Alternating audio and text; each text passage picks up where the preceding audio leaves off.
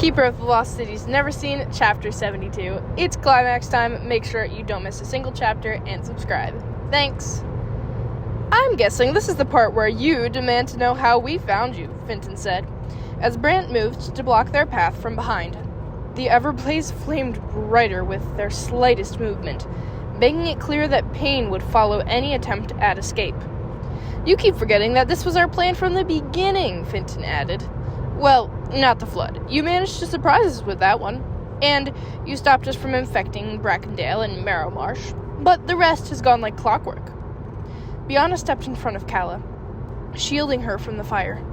How could you do this to the gnomes, after everything they've done for the lost cities?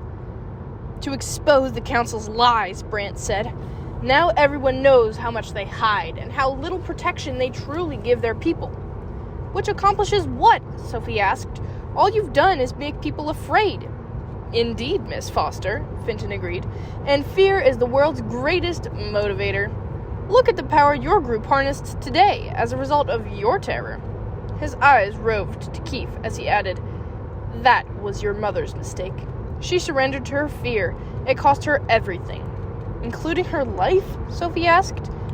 Interesting that the question does not come from her son, Finton noted.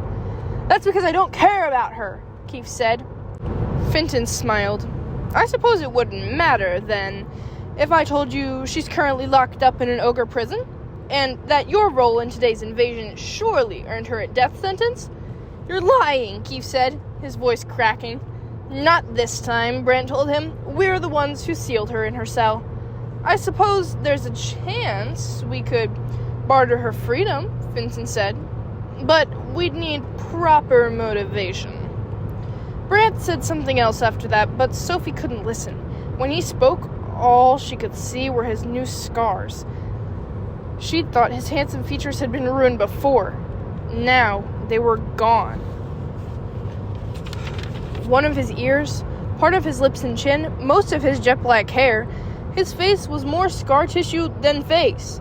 And that included the mottled, veiny stump at the end of his right wrist, where his hand used to be. Why, Miss Foster, you don't look happy to see me, he said, adding more flames to his fireball.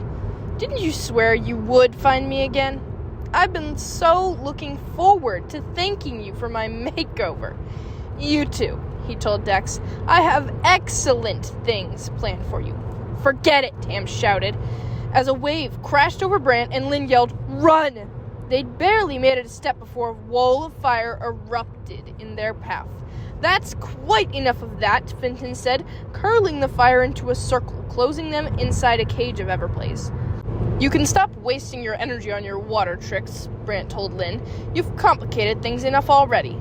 Luckily, we've had our eyes on you this whole time. What does that mean? Sophie asked. It doesn't matter, Alvar said. What do you want from us? The two pyrokinetics shook their heads. I told you, Mr. Vacker, Finton said. The charade is over.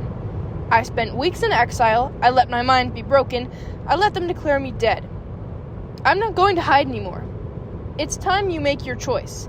Stand with us or turn against us. What? Keith said as the walls of Everblaze flared brighter, painting everything in its eerie yellow glow. Bianna and Fitz stepped away from their brother. What does he mean? Fitz asked. I mean that your brother is one of our longest-standing members, youngest to ever enlist, though he made a lot of mistakes back then.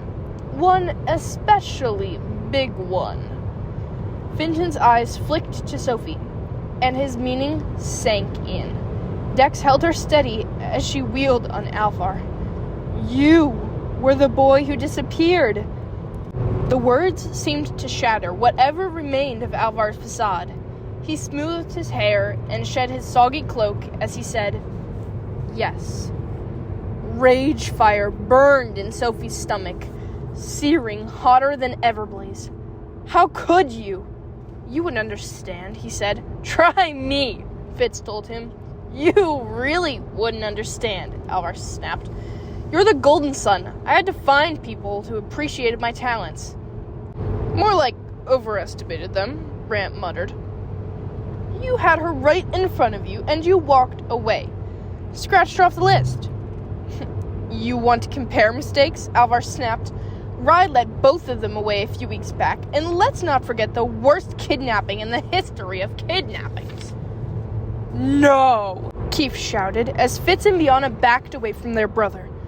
You were there? Dex asked, shaking so hard Tam and Lynn had to keep him steady. Of course he was, Fenton said. He helped plan it. Sophie reached for Fitz, relieved when he didn't pull away. She had no idea how the Vackers were going to survive another family tragedy. How could you? Bianca asked. Alvar's expression softened when he looked at his sister. You'll understand, someday, when you see the Vacker legacy for what it is. In the meantime, Fenton said, you're all coming with us. The 7 of you have proven very useful, especially you two, he told Tam and Lynn. Who'd have thought I'd find so much value in a pair of twins? And with that final insult, Sophie had decided it was time for Plan C. She transmitted a warning to her friends and reached for her black swan pendant. Fury and disgust fueled her as she held the glass in the fading sunlight. The beam of white fire sparked to life, igniting the silver chest at Alvar's feet. That, Fenton said calmly, was a very dumb move. But the flames wouldn't stamp out, and they ignored every command the pyrokinetics shouted. If that's how you want to play, Brant said, ordering the wall of flames to tighten, Sophie launched another beam of her own fire, and it parted the wall of Everblaze.